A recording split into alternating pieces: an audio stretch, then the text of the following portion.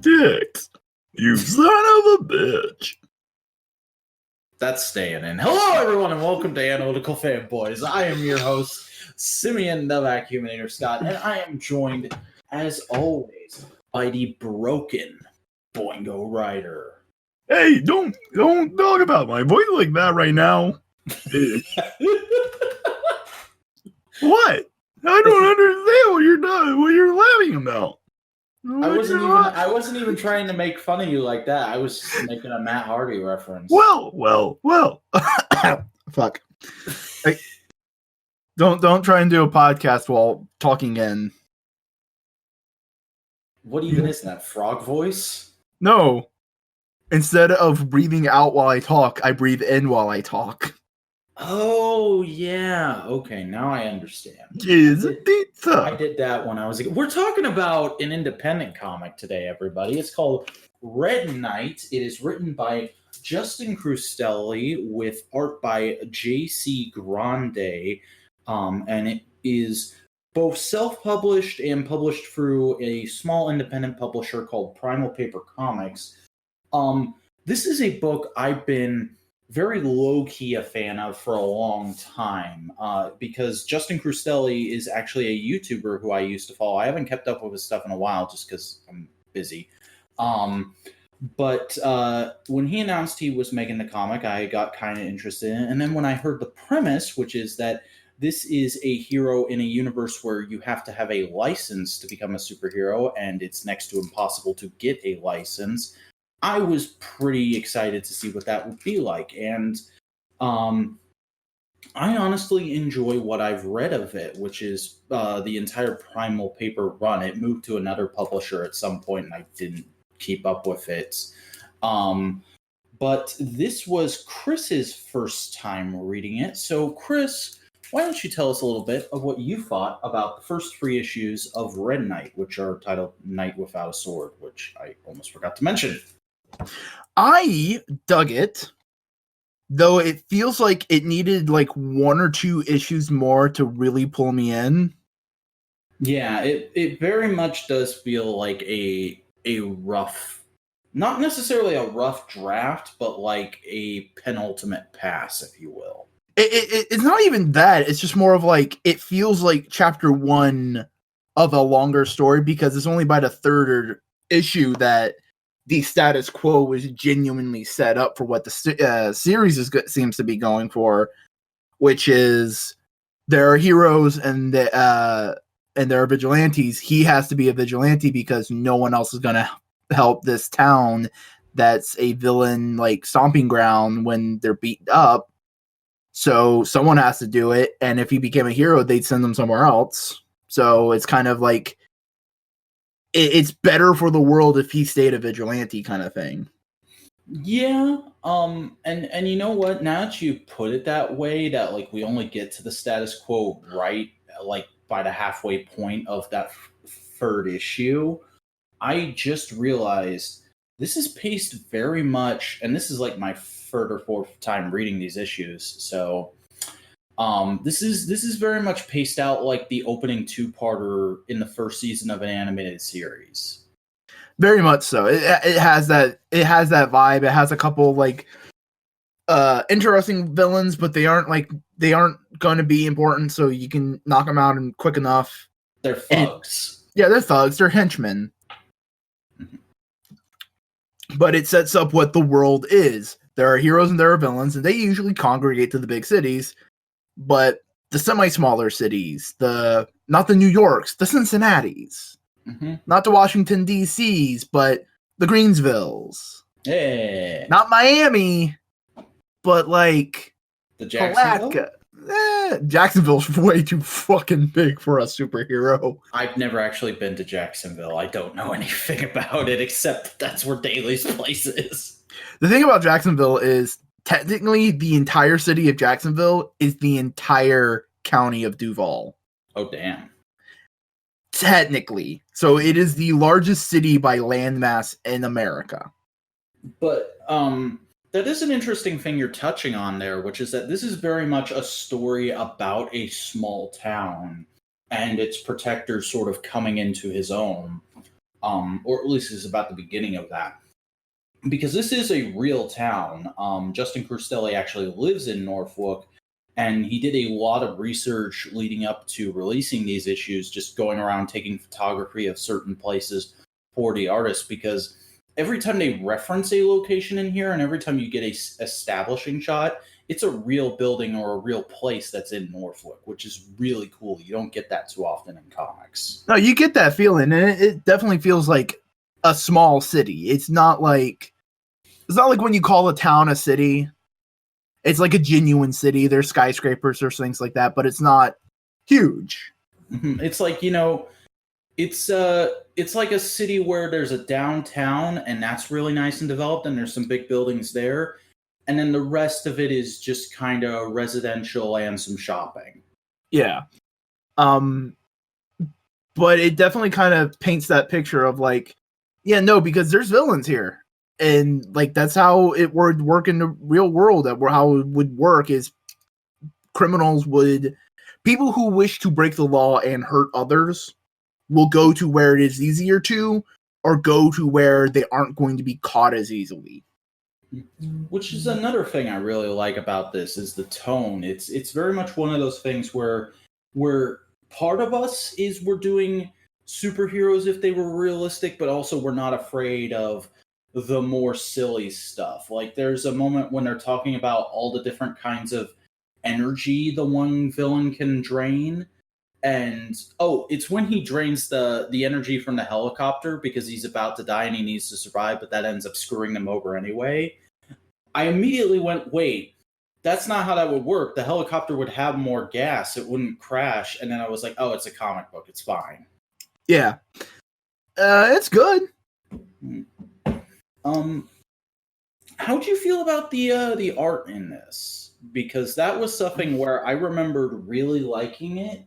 And it's not bad, but it's a lot rougher than I remember this time through. And you actually have the not the fixed version, but a better version of it that's colored. Yeah. Oh, was it originally a black and white comic? Yeah. Oh, then because here's the thing. One of the big things I thought about when looking at this was like, I feel like a lot of the coloring was not necessarily like bad. It was well done, but I would have liked the art better if it was more subdued colors, a limited color palette, or black and white, and that explains it. Okay, well, maybe I should have bought the trade for myself and sent you my copies of the issues. I like black and white comics, so that's a me thing. Yeah, I mean, like, again, it wasn't bad. It's just faces are kind of indistinct sometimes, and the fight scenes are a little hard to follow in black and white. I don't know how they are in color. I do really like JC Grande's style, though. He's got a really nice, kind of sketchy, but also fluid enough to be translated into animation style, which is always my favorite kind of comic book art. Yeah, no, I dig the art, and it's just very much like the coloring kind of stayed in a very neutral, grungy kind of palette, and I can get what they were doing because like I'm looking back through it, and only like the hero characters truly pop. Like the bad guy who gets all big and swole is bright yellow, and the main guy is in red, and the main cop is in green. So like they pop off the background. I get why they were doing it. It's just like, I don't know. I like limit the colors or something like that. That'd been cool. And I don't blame them for trying to add color because it makes it look more, I don't want to say professional, but it makes it look more mainstream. Like someone can pick this up and go like, oh, it's a comic book. Yeah. It's like, they know what it is. Oh, it's a comic book. When someone picks up like a black and white, what the fuck is this shit? Like, is this porn? That kind of thing. Yeah. So how did you feel about our main character himself, Red Knight, Todd McClane? Because I think he's a pretty interesting protagonist that has a lot of potential. Oh, you can see the potential. It's just not super heavily explored in here. It's touched on of the cop lady going like, "Oh, you're a little naive and you're dumb, but you got a good heart," and that's kind of the most important thing when it comes to being like a superhero kind of shtick. But like that's something I feel like is a thing that has to be explored in more than just 3 issues. Yeah, this definitely does feel like it's setting up for a long, interesting, character-driven run. Because it's very much like it's the Boy Scout in the 90s comic world. Like it's what would happen if you put Superman in the middle of Image Comics mid 90s.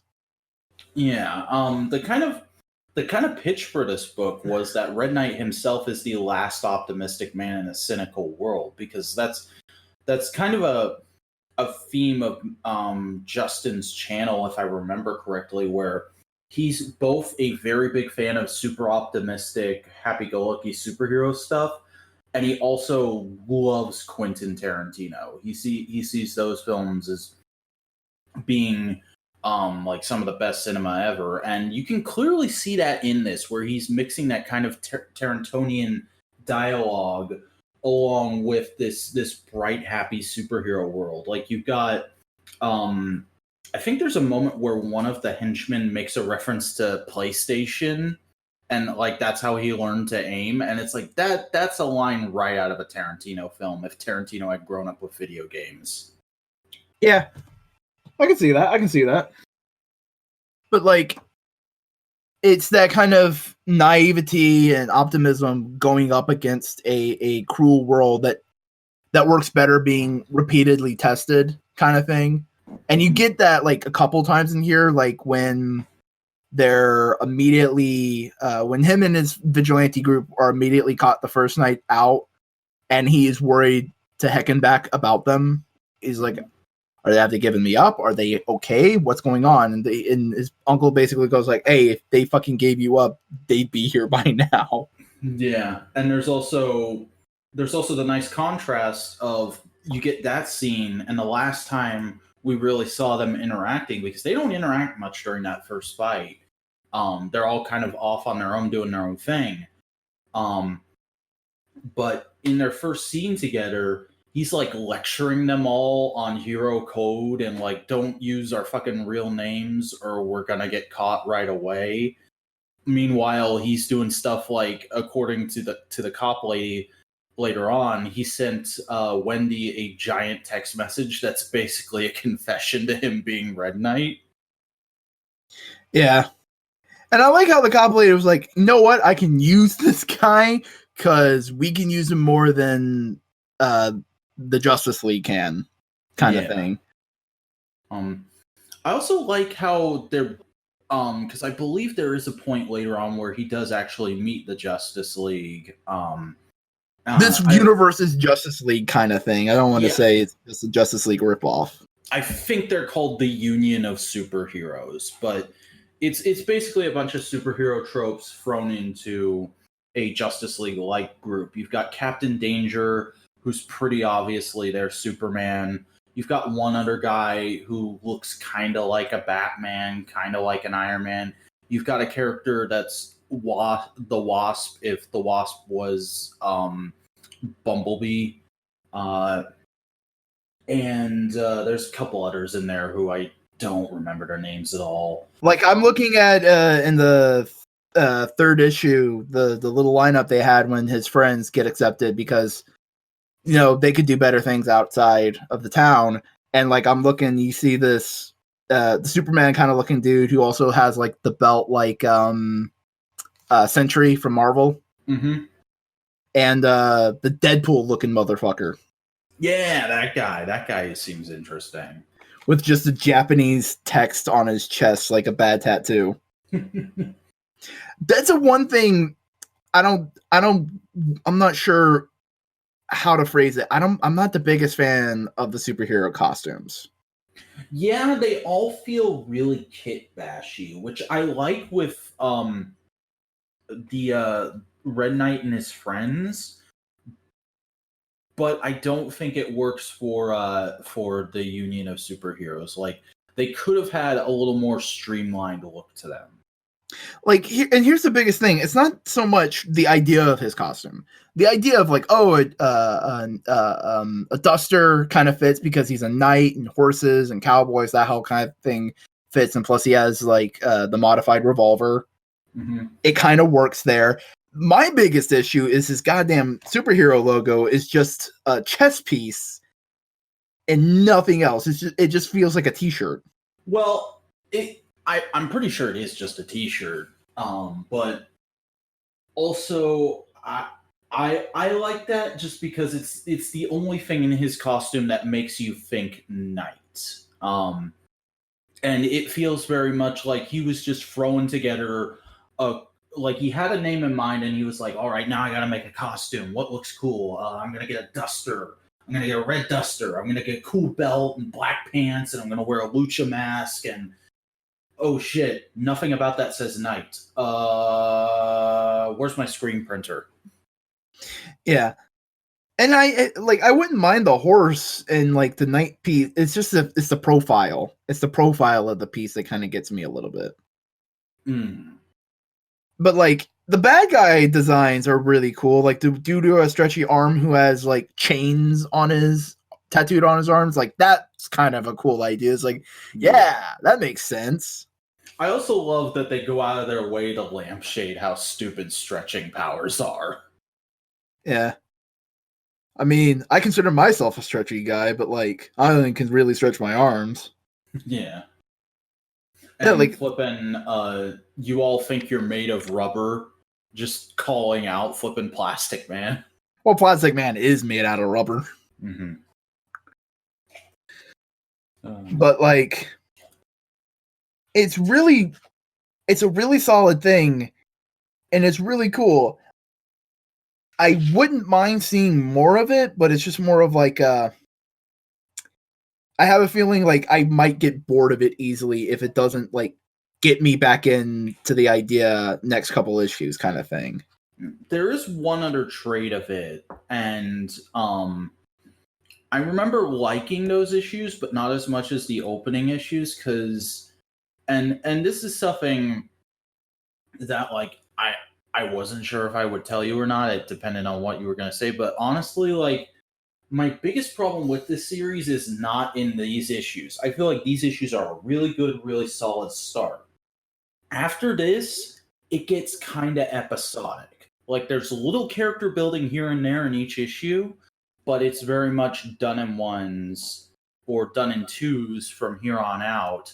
And that really annoyed me. I felt like it should have been like, not necessarily have the same character, never have one-off characters, but I felt like it should have been like an Invincible. We talked about Invincible a few weeks ago. It should have been something like that where it's constantly building the story.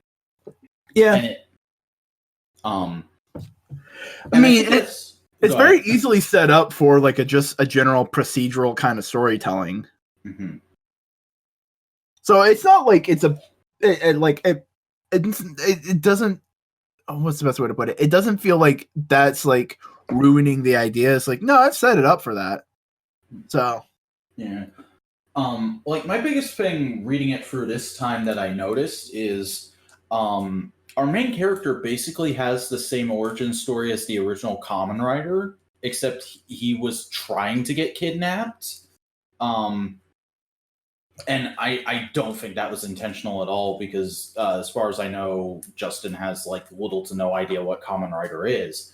But as soon as I noticed that this time through, I was like, oh, wow, I'm surprised in the other issues I've read that never comes back up. Like, that feels like that should go on to be a thing that comes back. He runs into that person that was running those experiments again, and Martha the cop lady even mentions at one point the guy's name, and he's like, oh, I'd never heard the name before. I was just trying to help them. Yeah. And honestly, a motorbike would have fucking edged up the costume a little bit too, because then you could have like epic shots where the duster's flowing behind the motorcycle. Yeah, that would have been neat, but that's too conspicuous. We got to ride around in a moving van. Yeah, like it was a cute joke, but like, come on. I do like the uncle character a lot, though. He feels like a really good take on badass Alfred. Like he's country hick Alfred, which I don't think DC themselves would ever do, but works great in this comic. Yeah, it works. I got a little annoyed at just like the conspiracy theory characterization, but like it got toned down after like his first scene. They just they just ramped it up a little bit first go around. Well, I think he says he was just joking about it. Yeah, but like that's what I'm saying. It's like just to get the idea of the character across, kind of thing. But yeah, it's a solid little comic. Yeah, I definitely recommend everybody at least try the first issue.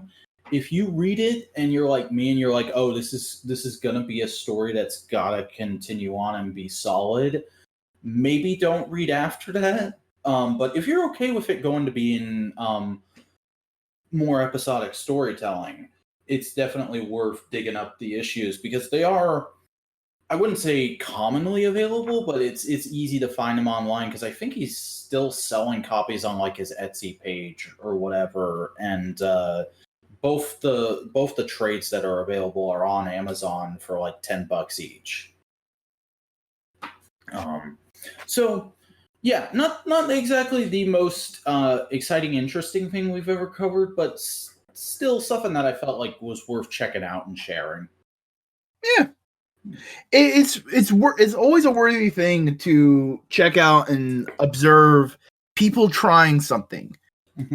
Even though like I feel like we may have like had one too many critiques that may not have been critiques, and may just like complaints.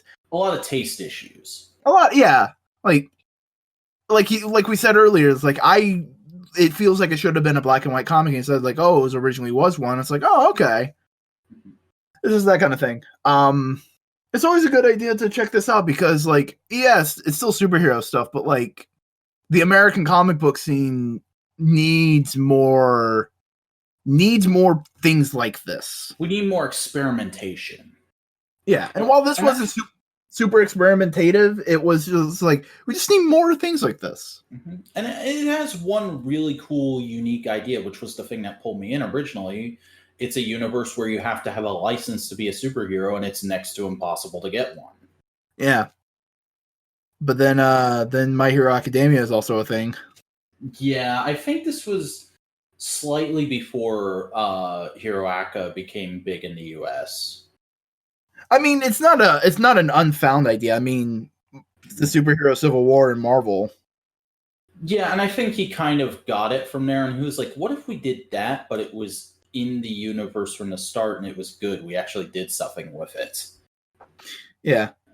Remember when Marvel was like, every state is going to have a superhero team and they're all getting books?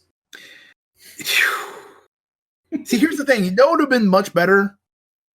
It would have been much better to have like certain teams who were like, okay, so California gets the West Coast Avengers, blah, blah, blah, all of this kind of things. And you just have like two side stories in the back of each one of those like big important ones that were another state's team. So you don't have to worry about like Rhode Island's superhero team. Yeah, I really want to hear what's going on with the Idaho heroes this week. But I mean, like, there's cool things you could do with that, like a superhero team stationed in Miami. Yeah. Team in Washington, not Washington DC, but Washington the state would be cool. Yeah, because we've had solo heroes camping out in Seattle from time to time. Like Green Arrow's kind of known for being in Seattle now, though he goes between that and his fictional city. Yeah, that's a weird fucking thing about DC Comics.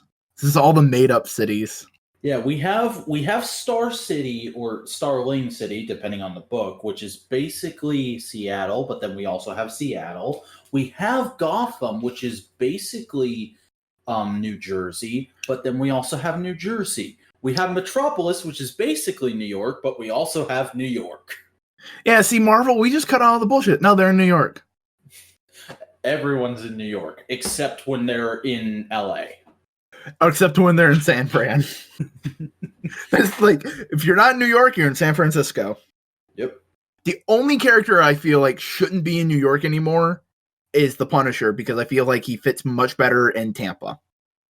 I would like a Punisher book, and I'm sure there's probably already been one, and I just haven't heard of it. I would like a Punisher book that's literally just doing because I really want this plot, this story type to make a comeback. The plot, the 80s stranger rolls into town, helps the locals with a thing, leaves. Next week it's a new town. I would like a Punisher series that's just a series of done-in-ones doing that. They don't even build on each other. It's just done-in-ones for like 30 issues. Like, I'm one of the few people who genuinely enjoyed the Punisher movie that had like the bad guy being John Travolta. Which one was that? It wasn't the one from the 80s, and it wasn't Warzone. It was the other one. It was the one in like the mid-aughts. Is that the Thomas Jane one? Yeah, Thomas Jane. Yeah, I've seen that one. It's pretty good. Like, and it's set in Tampa, and I just go like, oh no, the sweaty atmosphere, all the humidity, it fits the Punisher. Mm-hmm. But it's also not clean, or like it's not bright and vibrant like Tampa. It's not bright and vibrant like Miami, and it's not like clean and like Orlando is. Yeah. It's either put Punisher in Tampa or Jacksonville, and if you put it in Jacksonville, it'd be fucking hilarious. This week in this week's issue of Punisher, the Young Bucks guest star. Young Bucks guest star, also meth. Meth. Well, we're very far off topic now, and I don't think we have anything else to say on the first. We're just shooting shit on comic books. Yeah, but do you want to go ahead and find out what we'll be talking about next week? Do it. All right, I am powering up the random generator of the lists that we compile and do things. And holy shit, I am 4 for fucking 4 now. This is, I don't know if this is the longest streak we've had on the podcast, but this is certainly the longest streak I've had. Kamen Rider Amazons Season 1. Oh boy, I guess we're not watching much of things next week. It's like 10 episodes. I thought it was like 12. I'm trying to... Well, either way, that's not a lot. No, it's half of 26. So 13. Yeah. Not a lot. We can get through it. Probably. We've got room. Yeah. I may have put this on before we did Garo. You probably did. That's an in-joke. Anyways, what have you been doing this week, Chris? Well, we can go through. Let's go through what I read this week, because I didn't read a ton, but I did read issues 4 of Marauders, Excalibur, New Mutants, and X-Force.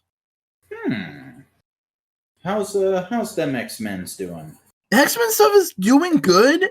It feels a little scattered, and I think it's mostly because one guy's kind of leading the major story, and everybody's kind of reacting. Everybody else is reacting to it, and this month didn't have a brand new issue of X-Men, so it just kind of was like, oh, okay. So typical comics. Yeah, it was good. I was like, I'm digging all the X-Men stuff. It's solid things. Like, the New Mutants are going on wacky adventures. Boom. You know her, right? I thought you were talking about Colt Cabana for a second there. No, there is a mutant. Her power is... I think I know who you're talking about. She was in X-Men Evolution. I've not the seen animated X-Men. series. I've not seen that, but you haven't seen the animated series X-Men Evolution. I've not seen either of the X-Men animated shows. Okay, get off. There's 3 of them. I haven't seen any of the X-Men animated shows. I'm not a big X-Men guy. Okay. Well, I know that. I know the theme. But basically, Boom Boom, she has the power to like make little bombs. She goes like, "Oh, my friends are taking a while," and it turns out her friends who were going to check up on two other people, Beak and his wife, were fucking locked up in the basement by a bunch of assholes who just wanted to get the medicine plant from Krakoa and go like, just fucking give us a plant and we'll starve you. But you're already starving us. Yeah, whatever. Well, that's very nice. Yeah, no. And she came in. She's about to bust some heads in issue 5. So that was kind of cool. They're building up the idea that they genuinely need a real Black Ops team in X-Force. It's been kind of like on the periphery, but now they're going like, shit, we just needed someone to like fucking bust some caps. Wolverine, I'm on it. That kind of thing. Okay. That's kind of cool. I've been listening to so much Devo. Just all of the Devo. Just all Devo. Devo. Have you listened to Devo The Next Generation? That's Devo 2.0? Yes. I forgot they were called Devo 2.0. Okay.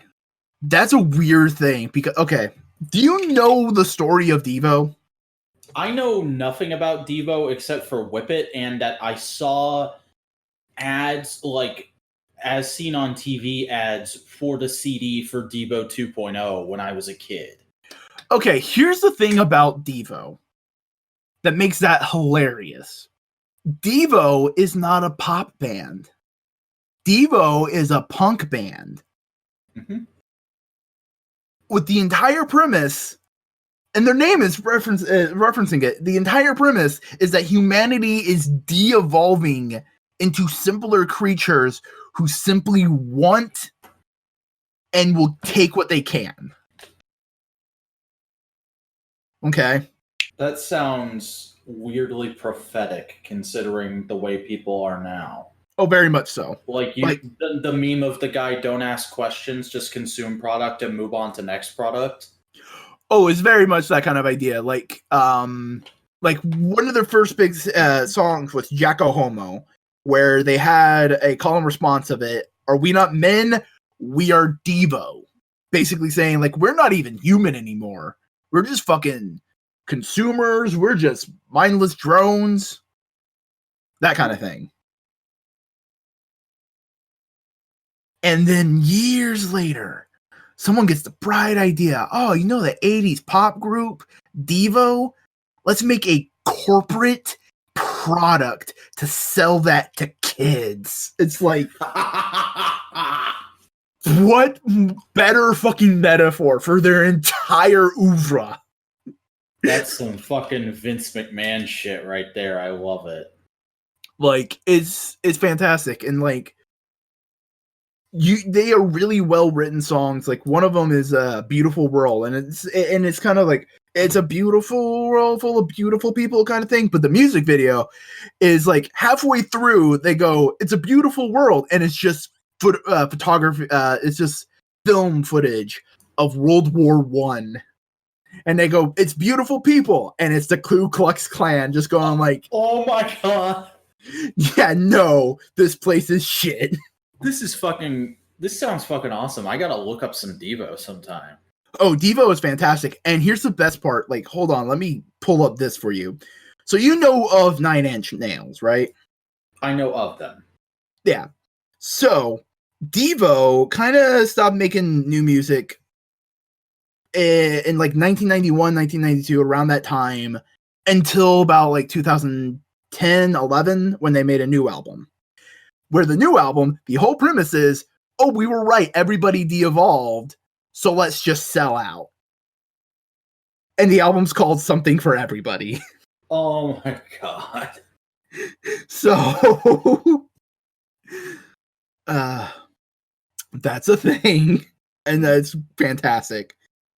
So they did a cover of one of 9 Inch Nails' most famous songs, Head Like a Hole, and it is genuinely one of my favorite things. I've just been going back to it and re-listening to it over and over again. I will make sure to listen to this at some point. But Devo are fantastic. They're more punk rock than you will ever be. Like, Now, I have one question. Mm. Well, I've asked questions before, but I have one question right now. What? Was there ever a concert where Devo and Devo 2.0 performed on stage together? I do not think so. That's a huge missed opportunity, and they need to correct that. I do know Devo and Polysix have done a show or two together. Because I'm sure it's been long enough now that there's nostalgia for Devo 2.0. Do you know who the Polysix are? I don't. They're a Japanese synth pop group that are heavily inspired by Devo. Oh, okay. Yeah. And now they have like a side project where instead of going the Devo synth route, they went the Kraftwerk synth route, which is a completely different tone. So. Also, now that you've explained all this to me, it makes Dare to Be Stupid makes so much more sense. And the fact that the members of Devo said, like, damn, that's a better Devo song than we've written. Like, I love Dare to Be Stupid. It's one of my favorite Weird Al songs, and I've always known it was a Devo parody, but outside of the backing track, I never got how it was a Devo parody. Yeah, because Devo's all going like, you're all stupid. We're all stupid. It's gonna fuck everything up. We're dumb. Just a bunch of dumb, stupid heads. That's us. Like, they even have a dude who has like a rubber baby mask on his head as their mascot called Bougie Boy. Fantastic. Like, it's that kind of thing. That's also why they wore all the same costumes, because it's like, oh, we don't have individuality. We're just all Devo. That kind of thing. You have been absorbed into the Devo collective. Yeah, it's all that kind of stuff. Like once you understand, like, oh, that's part of what Devo is. Everything that they have done will do. Like, everything in their costume makes 10 times more sense. And like, they describe some of their songs as like, what if Space Cavemen wrote music? So that's why it's like super synthy, but also like heavily staccatoed. Staccato's not the right word. It's like they did a cover of Get No Satisfaction by the Rolling Stones. Mm-hmm. And when it starts, like, you know, you think, oh, it's going to sing it normal. It's like every single syllable is on the beat. I can't get no satisfaction. It's very robotic and interesting. They were the future of rock and roll. Too bad most people only remember them for Whip It. Sorry. Yeah, it's fine. I mean, now you know. And knowing's half the battle. And now you won't be Devo. But you'll still be Devo. Yeah. Alright, so we just had some issues with our audio recording program, and we lost, I want to say, about 10 minutes of the podcast. Here's a brief summary. Chris watched DBZ Abridged. I'm not that into DBZ. I got Power Rangers toys. One of them was really cool, unexpectedly so. The other one was not so cool, kind of expectedly so. That sound accurate to you, Chris? Yeah. Yeah. Okay. So moving on with what I've been up to this week. I read, the only thing I read this week was Superman for All Seasons. Never read it before. It's one of those comics that I've always been meaning to get to, and holy crap, was that good. I almost would want to do a full-on spoiler cast discussion of it at some point. I enjoyed it so much. It's one of those things where, like, you know how you'll watch things and you're like, this is a good interpretation of Superman, and this is my Superman. I read this and I was like, no, this is the Superman. This is just what Superman is. Plain and simple. Not even my Superman, just perfect baseline. This is where you start with the character, and it's not even a proper origin, so I was really impressed with it. Also, the art is fucking gorgeous. That is a case of every panel is a painting. Nice. I may have to try and read that because like I love Superman as quintessentially like Boy Scout blue Superman kind of stuff. Mm-hmm. It's only 4 issues, and it primarily focuses on him through the lens of Smallville, and it's very much kind of a bittersweet, you can't really go back to innocence kind of story. Not necessarily in like a negative, cynical sort of sense, but like there's a whole thing with him like thinking about how maybe he should have taken his shot with Lana, but he can't because he has to be Superman because he's at that point in the universe he's really the only one with the ability to do the things Superman does. It's an interesting read. Also, great fucking interpretation of Lex. I loved their version of Lex Luthor. Especially because he's not got a full head of hair and he's not bald, he's balding. And he wears a hat through it, and there's a very subtle thing through the whole comic where every once in a while Superman will fly by during a scene with Lex, and the gust of wind that follows Superman will knock Lex's hat, and you can very clearly see he's pissed off at Superman for that. He thinks he's doing it intentionally, and Lex is self-conscious about the fact that he's balding. I loved that.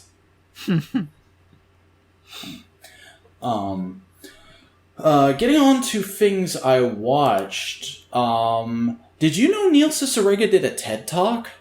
Yeah, where he talked about his history as an internet creator. Yeah, I found that this week, and that was really cool getting to actually see him talking about his work, because he doesn't do stuff like that too often. He tends to very much just be a guy who puts out content rather than discussing his content and making himself a personality within it. But he's got this whole cult of personality built up around him, and it was neat to see him kind of break that down, especially talking about being a homeschool kid and just screwing around on computers for years, which I could very deeply relate to. It was cool hearing someone else say that for a change. Yeah, like honestly, Neil Cicerega, just how he makes stuff is kind of an inspiration, just because I don't want to just be, oh, he just makes YouTube videos, because I've talked to you outside of podcasts and go like, you've heard some of my dumb ideas. Yeah. I want to make toys. Okay? You want to be an entrepreneur. You don't want to be a YouTuber. Don't ever fucking use that word to describe me ever again. Don't use that word one? to describe me, my socialist ass. Oh, I'm sorry. I was just thinking that way because people have been talking about Jericho like that with the cruise going on this week. I'm joking. I'm not that pissed. It's just funny. But no, like I want to make toys and I want to tell stories, and like I've been saying on my Patreon blog, which by the way, if you want to just go check it out, you don't have to be a patron of mine. You can just go on it and read the blog, because I make the post like available the next day. I've been saying, like, no, I have a bunch of plans and ideas and stuff I want to work on. It's just working on them. That's the problem. Yeah. Gotta get that all-important focus going. Yeah. Like, I have a couple ideas for web novels that I want to work out on. Yeah. I just got to plan them a little bit, so. Alright. I also watched Doctor Who Series 12, Episode 4. Holy crap, a just okay episode of Doctor Who. I can't remember the last time we had that. That was kind of nice. It's basically the Doctor happens to bump into Nikola Tesla when Nikola Tesla bumps into some alien technology, and it becomes a whole wacky adventure of the Doctor and her companions fighting an alien invasion from aliens that compile other people's tech to make their ships. And also Thomas Edison shows up. Wink, wink, nudge, nudge. He's an alien and he stole shit. One of those things is what they're going for. The other thing is not quite. So they're going for the fact that he stole shit. No. They present him as an actual literally the theme of the episode is just like Thomas Edison Nikola Tesla was a cool dude, but everybody thinks of Thomas Edison first because he had all the patents and he had the much more catchy names. There's literally a scene where after they beat the aliens and kind of clear Nikola Tesla's name in the eyes of some of the people, where one of the companions goes up to the doctor and is like, so history's going to change now, right? People are going to realize that he was a cool dude. And she's like, no, his fate is kind of a fixed point. He's always going to be forgotten, but that doesn't make him any less important. Everything he did still sets up for your present. He created the modern era, basically. Yeah, it sucks that he'll never get credit for it, but at least people like us know. Yeah, which was kind of a nice, mature message. Yeah. There is an awful lot of nerd wankery about Nikola Tesla, the pigeon lover. Yeah, the guy that got to play him was really good too. Like, he was a decent actor, and he also looked a lot like Tesla. I don't know if I've ever seen an actual photo of Thomas Edison though, so I can't say about the guy who played him. Kamen Rider 01 episode 19 was alright. It feels like we're getting a little bit back into plot of the week territory because this flipping contest between 01 and Fowzer's companies is gonna have I think 6 rounds, and every round is a 2-part episode the way they're presenting it. And whatever director they got for these episodes is clearly a different one than we've had for the last little while, or maybe he's just now coming on to the series. Because these episodes had a lot more wacky Japanese weird camera zooms comedy. We're gonna try and do live action anime. Yeah, that kind of stuff. And it really threw me off because, yeah, 01 is a comedian. And there's been jokes in the show before, but they've always been wordplay things. There's never been any of that shit before. So suddenly there was a ton of it in this episode, and I was like, what's going on? But it's okay. There's some decent little plot progression in there. I finished Avatar The Last Airbender Season 1. Man, does it really start getting to its stride in the second half. We're still not there yet, but it really ups the quality once you get to a certain point. Once they get into the North Pole, that's it. Well, the North Pole is the 3-part season finale. That's 2 parts and an episode before that. But there's some stuff slightly before then that I enjoyed as well. Can't think of anything off the top of my head though, because I watched those on Monday, and we record on Friday for those who don't know. Kamen Riders Go, I almost said Zio, episodes 7 and 8. Basically, I was just rooting around for something to watch one night, and then I realized, the next 2 episodes of Go that I have to watch are the Wizard Tribute. Should probably watch those. And I watched them, and they were okay. As I've said about Go, I don't dislike it, I don't love it. It's an alright sort of watered down Gokaiger, and they kind of do that here. They got Beast back, but they didn't get Wizard back because I believe his face actor was in a drama at the time and just scheduling conflicts. But they got around that by using both old footage of him and Beast together, where Beast was untransformed, but he's transformed, and also for one scene, the scene where history gets changed because the Another Rider is created and suddenly he loses his powers in the past. They had a body double in there, and they just don't show his face, but they show literally a scene from Wizard, and then they go back to that location and shot new footage of Wizard's powers fucking up and him losing the suit, and you see him standing there, just not his face, just kind of miming what happened, what's going on. And it's that's good work there. That's good covering. That's some flippin' MMPR Season 2 stuff.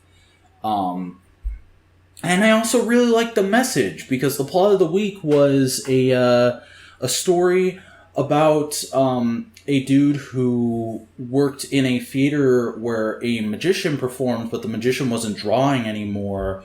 And the lady who ran the theater was really sad that they were probably going to have to close down. And he was like, well, I wish I was the magician and I did all the best tricks so that I could make this lady happy by keeping the theater open, and maybe she'd suck my dick as well. And they give him the power to be another wizard, and he does do that, but then he finds out that she's actually going to marry the first magician that performed at the theater, and he gets pissed at her and he starts doing some fuckboy shit as another wizard.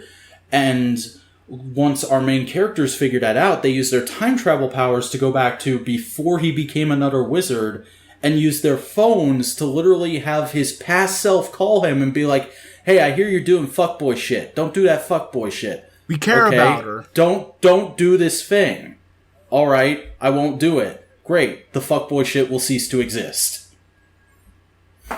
It's a nice message, and it also plays into Wizard itself, where one of the villains was a literal fuckboy.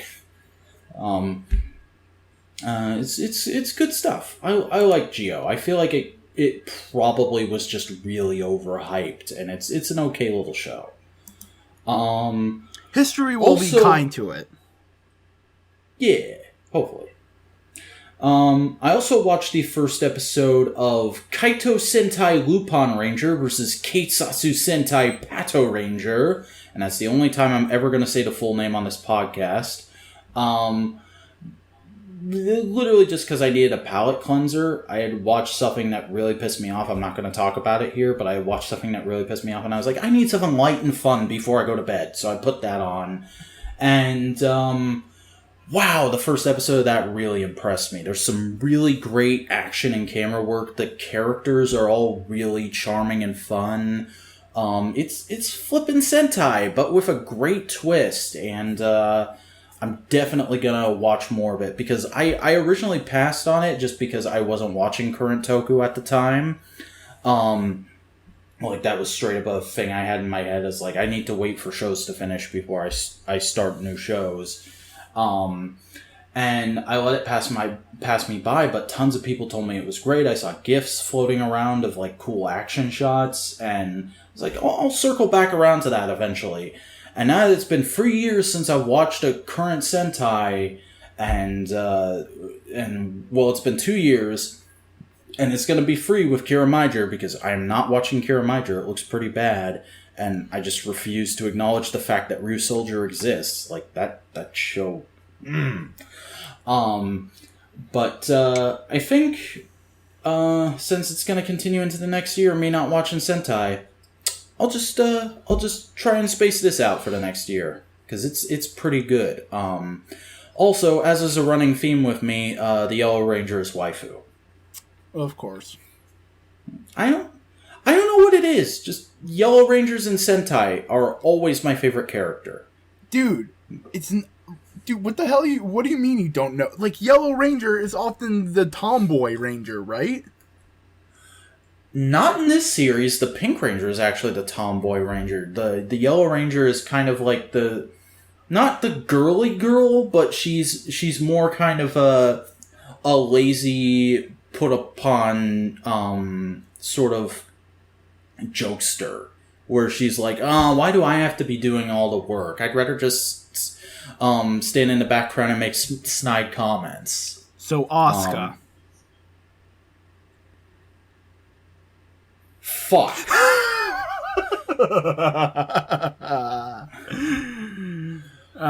Anyways, I watched episodes 26 and 27 of Kamen Rider Blade, because it's almost a year since I started Blade, so I should really start getting back on finishing it. Really interesting stuff is going on right now. They're dealing again with the fact that Langle has a monster inside of him that was sealed to create his belt, but it's constantly taking control of him, and it just wants to fight. And there's another monster that has shown up and is like, hey, I'm the one good monster. I'm like the opposite duplicate of this monster that's inside Lango. I'm a pacifist. And also, here's your upgrade build. I know the guy who was your mentor before the show started. He told me to send this to you. Oh shit, Langle's getting really out of control. I guess I'll have to fight him so he can be okay. It's that kind of a thing. But it's really interesting, and also, for some reason, I'd never heard of Build Jack form before, and it's really cool. It's not the best form ever, but it's a solid mid-season upgrade, and I like how it has wings and it does fly around, but the CGI for it actually looks really good. It's not like Modern Rider where it's blatantly one render pass just thrown into with no lighting effects on it. Like, it looks like they actually took their time creating those shots. Like, they made a couple of really good flying shots, and we're just going to use these over and over again and plug in the lighting effects. But it works. It's, I don't brag on Modern Rider's CGI, but it is really obvious CGI. This was like, I had to watch the fight again just to be sure it wasn't him on ropes with a little bit of embellishment. Then I also watched Free to Delete, Episode 8, which came out today as of this recording, and I've said it 7 times before, I'll say it an 8th. Matt is clearly going to AEW. This whole episode is him jumping in the lake of reincarnation, or I guess the pool of reincarnation, because he took a bunch of water out of the lake and put it in his pool. And he's jumping in and out of this pool, coming out as all his various gimmicks in the past. And there's a bit where he's V1, and he does a bunch of Matt facts one after another. And one of them is Matt fact, Matt does not enjoy wearing lucha masks. And somebody tries to hand him a lucha mask, and you can very clearly see on the side of this lucha mask is written, "All delete," and he throws it away. Like, we're not doing that yet. Get that out of here. And it's like, ooh, I'm excited. I'm excited to see him become the Exalted One. And then I listened to a good bit of stuff. Nothing particularly noteworthy. Arrival by Four Hill and VicQ. Under and Over the Weekend by DJ Cumberbund. Message of Love, People and Places, Only the Young and When You're Alone by Journey. The English version of the Kamen Rider Build theme. I didn't think it was possible for that song to become more cringy. Everything I Wanted by Billie Eilish. I've not seen the video yet. I just listened to the audio today. It's okay. It's a decent little love song. Solstice by Audling. Yeah, that's it. That's everything I did this week. So, Chris, where can people find you? What do you do? Oh, right around Explain yourself. I don't... How can I explain myself? It's nigh impossible. In 1688... No, you gotta go further back. Beginning of time. Hi, I'm Chris, Boingo Writer Gaston. I do video editorials. You can find me on YouTube. There's probably a link in the description. If not, you can just type in Boingo Writer in the search bar and you'll probably find me. You can find me on Twitter at Boingo_Writer. You can find me on Instagram at Boingo_Writer. And you can find me in my Discord server. A link to that is in the description. You can join in, hop in, have some fun, see what music I'm listening to. I try and post a piece of music at least once a day.